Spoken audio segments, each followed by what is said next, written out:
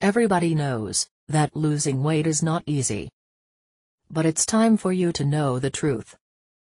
You need to know the real root of the problem, and the reason why most people can't lose weight, in a definitive way.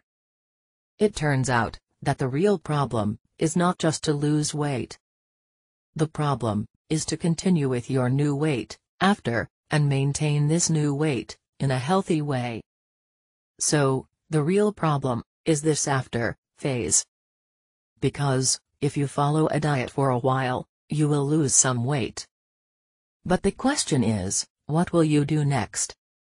Because, if you go back to your old habits, your old weight will come back. And that's what happens to everyone. You follow a diet, and you lose weight. Then, you stop with the diet, and the weight comes back. And so, you stay in this horrible cycle, your whole life, struggling to lose weight. This is what you need to put in your head. If after you lose weight, you come back, and do the same things that led you to gain the extra weight, the result will be just one. You are going to get fat again. That is the reality. It is impossible to get another result.